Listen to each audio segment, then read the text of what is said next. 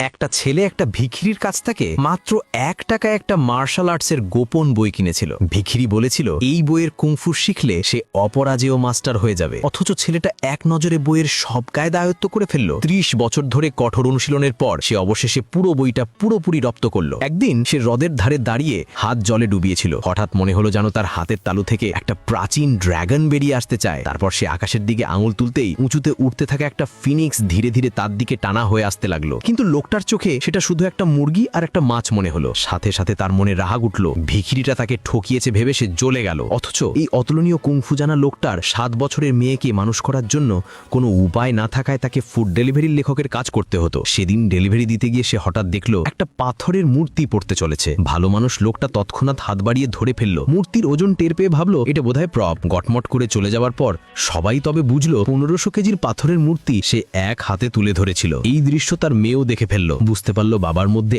এত বড় কুংফু লুকিয়ে আছে যা সে জানতোই না। সঙ্গে সঙ্গে সে বাবাকে ধরে নিয়ে গেল একটা মার্শাল আর্টস প্রতিযোগিতায়, যেখানে চ্যাম্পিয়ন বিউটিফুল তরুণীকে বিয়ে করবে। মেয়ের পুরো ভরসা বাবা তো অপরাজেয়, জিতলে তারও একটা মা হয়ে যাবে। মেয়ে বাবাকে স্টেজে টেনে তুলে চিৎকার করে বলল আজকের চ্যাম্পিয়ন শুধু আমার বাবা হবে। স্টেজের বাকি প্রতিযোগীরা দেখে হো হো করে হেসে উঠল। ফুড ডেলিভারি লেখককে দেখে বলল নামো স্টেজ থেকে, লজ্জা করে না? কিন্তু মেয়ে একটুও ভলকালো না। দৌড়ে গিয়ে সুন্দরী তরুণীর পা জড়িয়ে ধরে চেঁচিয়ে বলল সবাই মিলে আসো, আমার বাবা একাই তোমাদের সবাইকে হারাবে। এটা শুনে প্রতিযোগীরা রেগে আগুন। বলল আজ এই ডেলিভারি লোকটাকে শিক্ষা দেব। কিন্তু কেউ আশা করেনি যে দুপুরে লোকটা শুধু একটু মূলো খেয়েছিল আর হঠাৎ পেটের বায়ুচাপ সামলাতে না পেরে ঘুরে দাঁড়িয়েছিল। মুহূর্তের মধ্যে স্টেজের সব প্রতিযোগী মাটিতে শুয়ে পড়ল। সুন্দরী তরুণী হতভাগ। তবেই বুঝলো এই ফুড ডেলিভারি লেখক আসলে সাধারণ মানুষ নয়, কিন্তু লোকটা নিদেই বেজার অবস্থা। তরুণী বলল তুমি এখানকার সবাইকে হারিয়েছ, এখন আমাকে বিয়ে করা ছাড়া আর কোনো উপায় নেই। সেদিনই দুজনে বিয়ে রেজিস্ট্রি করে ফেলল। কিন্তু এটা তো শুরু মাত্র।